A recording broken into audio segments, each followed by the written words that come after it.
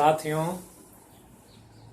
आज आप लोगों का मेरे YouTube चैनल पर बहुत बहुत स्वागत है।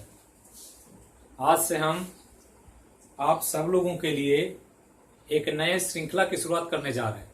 बहुत दिनों से हम सोच रहे थे, बहुत सारे कमेंट्स भी आए थे करंट अफेयर को लेकर के, क्योंकि करंट अफेयर आज जीएस के अंतर्गत जनरल स्टडीज में सबसे महत्वपूर्ण स्थान रख रहा है। एग्जाम में रिजल्ट का डिसाइडिंग फैक्टर है, निर्णायक भूमिका निभाता है करंट अफेयर। क्योंकि ट्रेडिशनल जो सब्जेक्ट है उसके सिलेबस फिक्स हैं, सभी विद्यार्थी उसको आसानी से कवर अप कर लेते हैं। लेकिन करंट अफेयर का एक सिलेबस जो है बहुत बड़ा, बहुत व्यापक है, व्यापक क्षेत्र है इसका। और करंट अफेयर में समसामयिक घटनाओं को कलेक्ट करके, छांट करके पढ़ना एक बहुत ही कठिन हो जाता, और यही चीज विद्यार्थी नहीं कर पा रहे हैं। और इसी की वजह से बहुत सारे विद्यार्थी जो अच्छे हैं, जिनकी तैयारी अच्छी है, करंट अफेयर के कमजोरी की वजह से वो अपने एग्जाम में प्रतियोगी स्पर्धाओं से बाहर हो जा रहे हैं। तो उसी को ध्यान में रख करके मैं अब आप लोगों के लिए करंट अफेयर का एक सीरीज लेकर आया हूं, जिसके मदद से मैं 1-2 दिन पर कंटेंट्स के हिसाब से, जो भी कंटेंट्स होगा उसके हिसाब से मैं पर डे भी या वीक में 2 दिन 3 दिन इस प्रकार से करंट अफेयर आपके लिए लाऊंगा, जो बहुत ही उपयोगी होगा। करंट अफेयर न्यूज, समाचार या खबर बहुत महत्वपूर्ण होता। खबर अलग अलग व्यक्तियों के लिए अलग अलग होता। एक स्टूडेंट जो एग्जाम देता उसके लिए खबर उसका रिजल्ट होता। शादी विवाह में किसी के पास जाते हैं तो खबर ये होता है कि शादी तय हुई कि नहीं हुई, लड़का लड़की को पसंद किया कि नहीं किया, लड़की ने रिजेक्ट तो नहीं कर दिया। तो हर व्यक्ति के लिए, एक गांव के नुक्कड़ पर जो बैठता है व्यक्ति, उसके लिए खबर पॉलिटिकल होता। जो असामाजिक तत्व होते हैं उनके लिए खबर ऐसे घटनाक्रम होते हैं जो समाज में गलत भावना पैदा करते हैं। तो अलग अलग लोगों के लिए खबर अलग अलग है। हमारे लिए जो एग्जाम के पैटर्न को ध्यान में रख करके, जो परीक्षाओं में हमारे लिए उपयोगी हो सके, इसके लिए हम लोगों को देखना है कि कौन सा करंट अफेयर, कौन सा न्यूज, कौन सा खबर हमारे लिए महत्वपूर्ण हो जाता। आज खबर की बात करें तो पूरी दुनिया में कोरोना वायरस के संक्रमण, कोविड-19 नोवेल कोरोना वायरस के बारे में लोग जानना चाहते हैं, क्योंकि आज वही सबसे ज्यादा यथार्थ है। सभी लोगों के जीवन के प्रश्न की बात आती है, और जीवन सबके लिए बहुत महत्वपूर्ण है।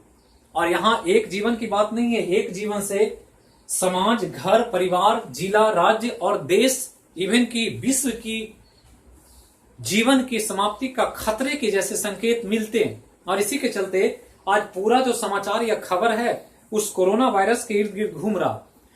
इसी को ध्यान में रखकर कि हम लोगों को करंट अफेयर इस रूप में प्रिपेयर करना है कि हम अपने एग्जाम के आधार पर जो क्वेश्चंस पूछे जाते वो सारा हल कर सके। बाद में जब समय आएगा तो हम पॉलिटिकल न्यूज या जो भी आर्ट या कल्चर की बात होती है, सभी चीजों पर ध्यान रखेंगे। लेकिन हमारा अभी फोकस एग्जाम को ध्यान में रखकर है। परीक्षा जो आने वाली है 66 बीपीएससी, उसमें सबसे बड़ा deciding factor current affair 30 question पूछे जाते हैं। उसमें national, international, Bihar, state level, economy, sports, art, culture, सभी विषय से सवाल पूछा जाता है। तो इन्हीं सब विषय को एक समग्र हम आपके लिए एक कलेक्टिव, एक तय करके, चीजों को छांट करके कम से कम समय में आपके सामने प्रस्तुत करने का प्रयास करेंगे, जिससे आपका 90% सवाल क्वेश्चन एग्जाम में बन जाए। क्योंकि 100% कवर अप करना बहुत मुश्किल है, लेकिन मैं कोशिश करूंगा कि आपको वो सब कुछ दे सकूं जो आपके एग्जाम के लिए बहुत बेनिफिशियल। तो चलते हैं इस लॉकडाउन के तहत। ये लॉकडाउन का समय चल रहा है, सब लोग अपने अपने घर में बैठे हुए हैं, और हर लोग ये जानना चाह रहे हैं कि कहां पर क्या घटनाएं घट रही, और इसलिए यहां पर खबर की महत्ता और बढ़ जाती है। जीवन से सब डरे हुए हैं, सभी लोगों के मन में कोई भी काम बाहर जाते हैं डरने का एक भाव है।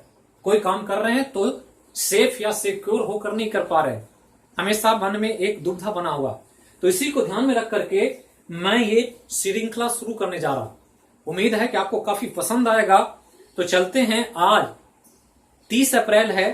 30 अप्रैल दिन गुरुवार है और आज के दिन में जो घटनाक्रम घट रहा है बहुत ज्यादा तो न्यूज नहीं है, क्योंकि सारे चीज लॉकडाउन है, सब कुछ बंद है, तो ज्यादा न्यूज या करंट अफेयर से बहुत सारे तथ्य नहीं मिलेंगे आपको। लेकिन फिर भी जो भी तथ्य आ रहे हैं उसमें से क्या हम लोग को जानने लायक है उसको हम यहाँ पर डील करने जा रहे हैं।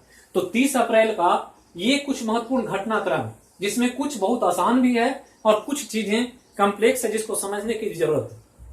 अब यहां बात करें तो ध्यान दें कि हमने कहा बीमारियों से बहुत सारी बातें खुलकर सामने आ रही है। जीवन के बारे में लोग कल्पना कर रहे हैं कि जीवन स्तर कैसा होगा, आगे कितना लाइफ जी पाएंगे, लोग नहीं जी पाएंगे। आज और कल मिलाकर के 2 बड़े बड़े कलाकार की मृत्यु भी हो गई, और मृत्यु एक यथार्थ सत्य है जिसके लिए कोई भी इसको झुठला नहीं सकता। दुनिया में अगर कोई सत्य है तो मृत्यु है, लेकिन मृत्यु पर विजय पाने का प्रयास मानव करता रहा है। अमरता चाहता है, सब लोग चाहते हैं कि हम अमर हो जाएं, हमारा जीवन काल ज्यादा से ज्यादा लंबा हो, कोई मरना नहीं चाहता। और इस रूप में साइंस, विज्ञान, मेडिकल साइंस, चिकित्सा क्षेत्र में काफी तरक्की की है। और ध्यान रखना है कि औसत आयु मानव का बढ़ करके वर्तमान में 72 साल हो गया। जो पहले 40 था, 50 हुआ, 60 हुआ, आज 72 वर्ष है। मतलब ये उम्मीद किया जा रहा है कि मेडिकल साइंस इतने एडवांस कंडीशन में भी अपने आप को इस सक्षम बनाएगा कि औसत आयु मानव की बढ़ा करके आज 72 है, कल 100 साल भी किया जा सकता है। तो ध्यान रखना है, कभी पूछ दे कि वर्तमान में मनुष्य की औसत आयु कितनी है, तो 72 साल। अब एक दूसरा न्यूज है आर्थिक जगत से। आर्थिक जगत में आईटी सेक्टर, इंफॉर्मेशन टेक्नोलॉजी, सूचना एवं प्रौद्योगिकी या सूचना तकनीक, यहां पर हम चर्चा करने जा रहे हैं वर्क एट होम की। तो वर्क एट होम, घर पर रहकर काम करना, जो आज हमारे सामाजिक या राजनीतिक, आर्थिक जो भी बनावट है, जो सिचुएशन क्रिएट हो रहा है, उसके आधार पर लॉकडाउन की स्थिति में कार्य जो है घर पर करने का प्रयास किया जा रहा है। जैसे हम ऑफलाइन क्लास लेते थे, आज हम घर पर बैठ करके आप लोगों के लिए यूट्यूब पर वर्क एट होम की तरह काम कर रहे हैं। और वर्क एट होम में सबसे ज्यादा काम आईटी सेक्टर में हो रहा है। आईटी सेक्टर में लोग बैठ करके सूचना तकनीक का काम करते हैं। बड़ी बड़ी कंपनियां, टीसीएस है, माइक्रोसॉफ्ट है, विप्रो है, इंफोसिस है, बड़ी बड़ी कंपनियां। और आईटी सेक्टर में वर्क एट होम का बहुत महत्व है। और ये ध्यान रखना है कि आईटी सेक्टर में वर्क एट होम पर जोर दिया जा रहा है, क्योंकि जीडीपी में आईटी सेक्टर की भागीदारी 8% है। और ये आपसे पूछा जा सकता है कि आईटी सेक्टर का जीडीपी में पार्ट्स कितना, चूंकि जीडीपी अर्थव्यवस्था को आकलन करने का, मूल्यांकन करने का तरीका, तो जीडीपी में आईटी सेक्टर का जो भागीदारी वो 8%। इसके अलावा वाणिज्य एवं उद्योग मंत्री के बारे में हमने यहां लिखा है, जिसका नाम पीयूष गोयल है, केंद्रीय वाणिज्य एवं उद्योग मंत्री। इसलिए लिखा कि उद्योग और वाणिज्य के क्षेत्र में भारत में निर्यात को बढ़ाने का एक बहुत बड़ा अपॉर्चुनिटी मिल रहा है, क्योंकि इस साल फसल बहुत ज्यादा हुआ है। भंडारण की क्षमता जितनी है वो ऑलरेडी भरा हुआ है, और जो रबी की फसल इतनी ज्यादा हुई है कि निर्यात बढ़ाने पर जोर दिया जा रहा है। और निर्यात बढ़ाने के लिए पीयूष गोयल ने कहा है कि ये सबसे अच्छा सटीक समय है जो भारत अपने एक्सपोर्ट को इंक्रीज कर सकता है वर्ल्ड लेवल पर, क्योंकि वर्ल्ड लेवल में डिमांड है और भारत के पास इसकी पर्याप्त भंडार हैं, जिसके द्वारा हम कॉमर्शियल सेक्टर में एक्सपोर्ट को बढ़ा करके भारत की इकोनॉमी को और बेहतर कर सकते हैं। तो इनका नाम आया है, इसलिए हमने यहां लिखा है वाणिज्य एवं उद्योग मंत्री भारत में पीयूष गोयल है। इसी तरह से सूचना एवं तकनीक क्षेत्र में जो इलेक्ट्रॉनिक सूचना प्रौद्योगिकी मंत्री हैं रविशंकर प्रसाद, जो बिहार से बिलोंग करते हैं, बिहार के पटना पाटलिपुत्रा विधानसभा क्षेत्र से वो सांसद चुने जाते हैं। और इन्होंने भारत में इलेक्ट्रॉनिक सूचना प्रौद्योगिकी के क्षेत्र में एक बड़ा स्कोप या व्यापक संभावना देखा, क्योंकि अब चीन का व्यापार धीरे धीरे डाउनफॉल पे होने जा रहा है, क्योंकि बड़ी बड़ी सूचना प्रौद्योगिकी क्षेत्र की कंपनियां, बड़े बड़े मोबाइल कंपनियां, बड़े बड़े आईटी सेक्टर की कंपनियां वहां से छोड़ करके भारत आना चाहती है। और भारत के लिए बहुत बड़ा स्वर्ण काल है, गोल्डन अपॉर्चुनिटी है। और इसलिए इन्होंने भी आज एक स्टेटमेंट दिया है कि भारत के पास इन क्षेत्रों को आगे ले जाने का एक बहुत बड़ा संभावना है, ये ध्यान रखना। तो आने वाले समय में भारत एक मेक इन इंडिया के तर्ज पर बहुत बड़ा मैन्युफैक्चरिंग हब हो सकता है। और इसी के तर्ज पर रविशंकर प्रसाद का एक कल स्टेटमेंट आया था। तो ये ध्यान रखना है कि यहां पर हम इसलिए दे रहे हैं कि आपके ध्यान में रहे कि भारत के सूचना प्रौद्योगिकी मंत्री कौन है, तो रविशंकर प्रसाद। अब एक सूचना आया है चीन के राजदूत की तरफ से, मतलब चीन में भारत के राजदूत विक्रम मिस्त्री हैं। तो ये याद रखना कि चीन में भारत के राजदूत विक्रम मिस्त्री हैं और इन्होंने वहां के आधार पर कि चीन में कोरोना वायरस फैला पहली बार और धीरे धीरे पूरे वर्ल्ड को प्रभावित किया। आज पूरे दुनिया के लगभग सभी देश इसकी चपेट में है और इसलिए भारत भी इससे अछूता नहीं है। भारत में नियंत्रण की स्थिति है, लेकिन भारत भी काफी बड़े पैमाने पर संक्रमित है और इसके चलते वहां के अनुभवों को भारत के चीन में जो राजदूत हैं विक्रम मिस्त्री, इन्होंने कहा है कि चीन की तरफ से जो भी इस संक्रमण से लड़ने के लिए जो भी चीजें होगी उसकी पूरी तरह से हम सहयोग देंगे, मदद करेंगे। ऐसा काम चीन से भारत के द्वारा किया जाएगा। तो ध्यान रखना है कि चीन में भारत के राजदूत हैं, इनका नाम याद रखना है विक्रम मिस्त्री। अब यहां पर ध्यान रखना है बिहार जो कि अपना स्टेट है और बिहार के बारे में थोड़ा सा नजर रखना है। बिहार में संक्रमण के मामले बढ़ते जा रहे हैं और ये आज 403 संक्रमित मामले भारत में भी हैं। बिहार में देखें तो 403 संक्रमित मामले जो हैं वो बिहार के कुल 29 जिलों को अपने प्रभाव में लिए हुए। तो ध्यान रखना है जिलों को कि कौन कौन जिला है और कौन जिला नहीं है, जिसमें ग्रीन जोन, ऑरेंज जोन और रेड जोन अलग अलग निर्धारण किया गया है संक्रमण के आधार पर, जो हम आगे जो आएगा वीडियो तो उसके माध्यम से हम बताएंगे। कुल 38 जिले हैं जिसमें 29 जिले आज इन्फेक्टेड हो चुका है। अब यहां पर इन्फेक्शन के मामले मिले हैं जिसमें 2, 3, 4 जिले अभी हाल फिलहाल में इसमें शामिल हो गया और इस प्रकार से देखा जा रहा है कि संक्रमण धीरे धीरे बढ़ता चला जा रहा है। अब यहां पर 2 और आर्थिक जगत से न्यूज है।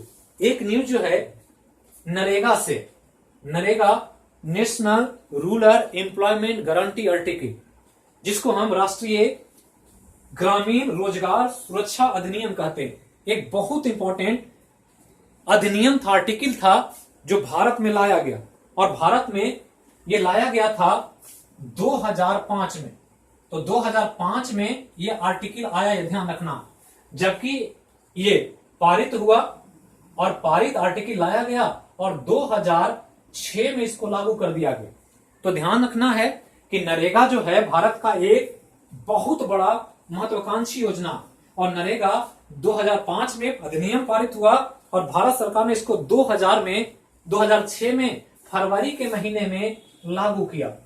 और ये ध्यान रखना है कि भारत ही नहीं विश्व की एक बहुत बड़ी महत्वाकांक्षी योजना, जिसके द्वारा भारत में बहुत बड़ी संख्या में लोगों को रोजगार की गारंटी की सुरक्षा देता कि उनको साल में कुछ समय तक निश्चित तौर पर एक न्यूनतम मजदूरी के आधार पर उनको रोजगार उपलब्ध होगा। तो ध्यान रखना है 2005 में अधिनियम आया, 2006 फरवरी में लागू हुआ और पहले 200 जिलों को शामिल किया गया था, जिसमें पहला जो जगह था जिसको बंदीपाल कहते हैं और ये आंध्र प्रदेश में। तो ये ध्यान रखना है कि आंध्र प्रदेश के बंदीपाल में इसको पहली बार लागू किया गया और कुल 200 पिछड़े जिलों को शामिल किया गया।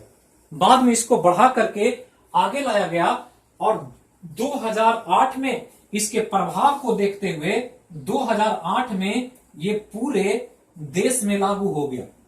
ये ध्यान रखना, जो एक बड़ा योजना था और इसके द्वारा सरकार चाहती है कि ज्यादा से ज्यादा लोगों को जॉब निश्चित तौर पर उपलब्ध कराया जाए ताकि गरीबी, भुखमरी इन सबों से बचा जा सके। इसके प्रभाव या इंपैक्ट को देखते हुए सरकार ने 2009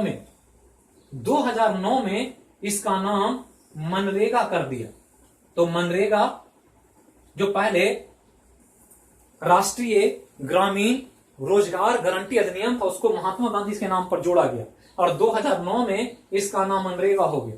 और इस प्रकार यह एक भारत में संचालित होने वाला विश्व की एक बड़ी योजना और इसके अंतर्गत आज वर्तमान में 12 करोड़ जॉब कार्डधारी, हमने इसलिए दिया ये आज क्योंकि सरकार ने इसके बारे में चर्चा किया कि इसके तहत जो 12 करोड़ जॉब कार्डधारी हैं, जो कि जॉब कार्ड इसमें बनता है और जॉब कार्ड के आधार पर सरकार की जिम्मेवारी हो जाती है रोजगार उपलब्ध कराना। और इसके आधार पर आज कुल 12 करोड़ मनरेगा के तहत रजिस्टर्ड जॉब कार्डधारी हैं जिनको सरकार को रोजगार उपलब्ध कराना पड़ता है। अब यहां ध्यान देना है कि ये सरकार ने कहा कि हम इन सभी जॉब कार्डधारियों का जो भी पैसे का पेमेंट है उसका भुगतान इस कोरोना कोविड-19 का जो संक्रमण है उस काल में 100% कर दिया गया। तो ये ध्यान रखना है कि 12 करोड़ जॉबधारी। इसके अलावा एक न्यूज आया है कल MDMS से, जिसको मिड डे मील स्कीम कहते हैं, मध्याह्न भोजन योजना। तो मिड डे मील तो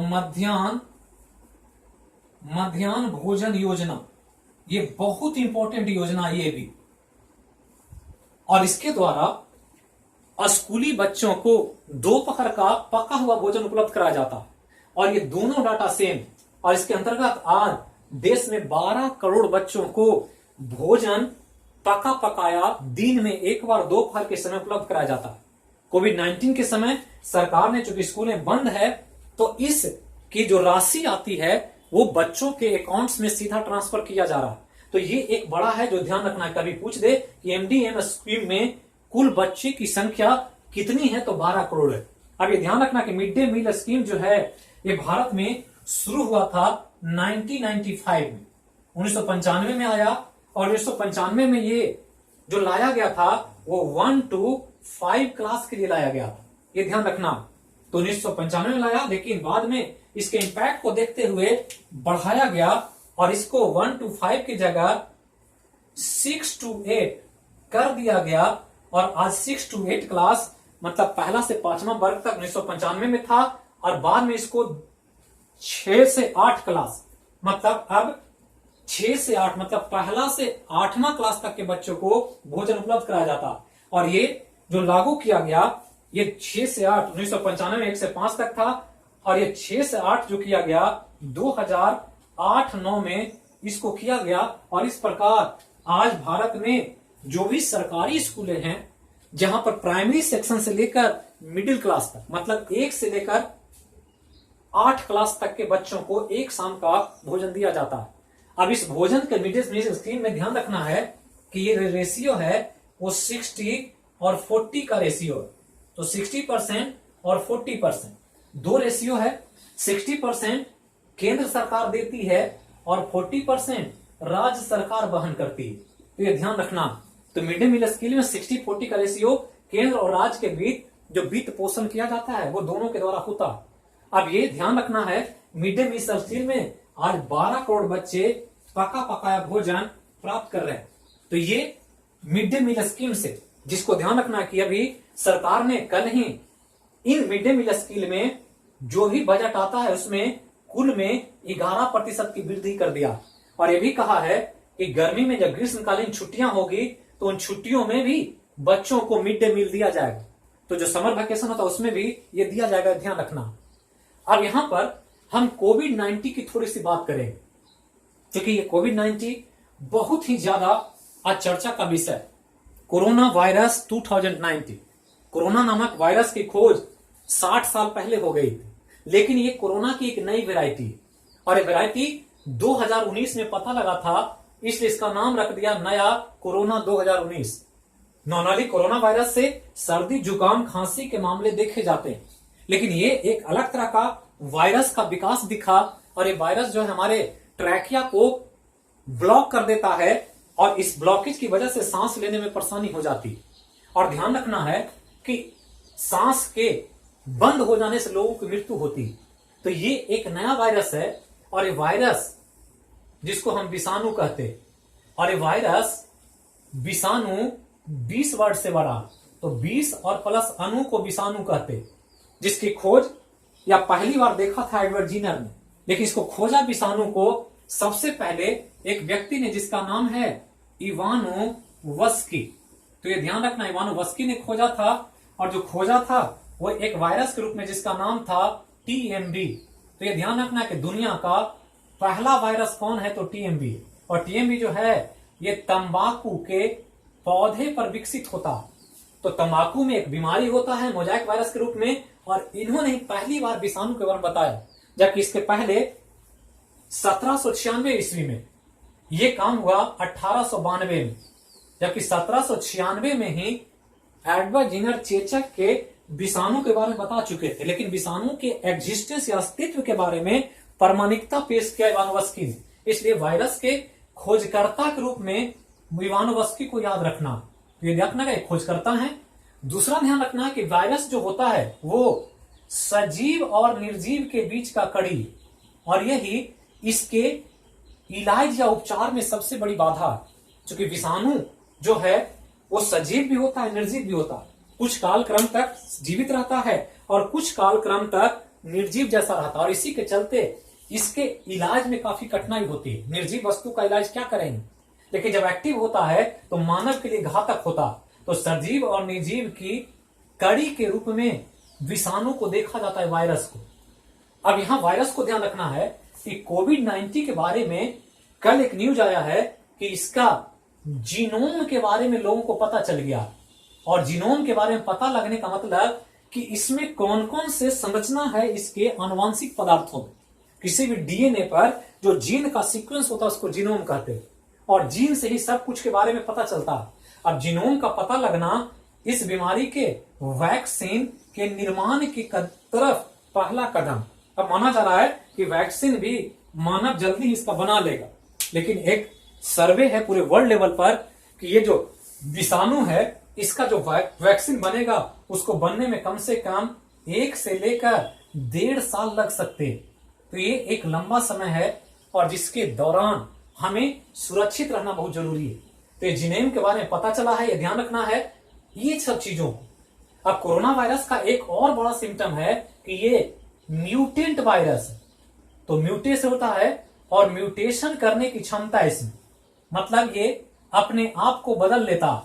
और देखा गया है कि पिछले 1 माह में कोरोना वायरस जो कोविड-19 है वो 3 बार अपना स्वरूप चेंज कर चुका है, और इस रूप में जो संरचना बदल लेता है अपने आंतरिक संरचना को, इसके कारण वैज्ञानिकों को, चिकित्सकों को इसके इलाज में काफी कठिनाई हो रही। तो यहां पर मुझको बताने का ये तात्पर्य था कि कोविड-19 को हल्के में ना लें, जो भी है इसकी गंभीरता को समझें। अमेरिका जैसा देश आज अपने मेडिकल फैसिलिटी, इटली जैसा देश अपने चिकित्सा सुविधा के लिए वर्ल्ड में एक विख्यात देश है, बहुत बड़ा नाम है इनका, लेकिन फिर भी इस वायरस के कैरेक्टर के कारण खुद को कंट्रोल नहीं कर पा रहे, और इसी की वजह से इसको हैंडल करना मुश्किल हो रहा। लेकिन निराश भी नहीं होना है।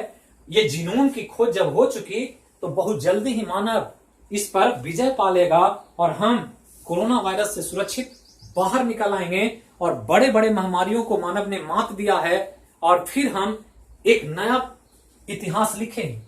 लेकिन यहां पर अभी तत्काल जरूरी है कि इसको किसी भी तरह से हल्का ना लें, गंभीरता के रूप में देखें, खुद को सुरक्षित रखें, अपने साथ साथ परिवार को सुरक्षित रखें, और अपने कोई भी एक्टिविटी से इस देश में इस संक्रमण को फैलने ना दें। जाति, धर्म, किसी भी तरह के मुद्दे में ना पड़े, राजनीतिक मुद्दे के सो दूर हटा करके इसको एक सामाजिक, एक अपने अस्तित्व की लड़ाई के तौर पर देखें। तो यही आज का करंट अफेयर था। उसके साथ साथ कुछ और महत्वपूर्ण बातें जो आपको बतानी थी वो मैंने बताया।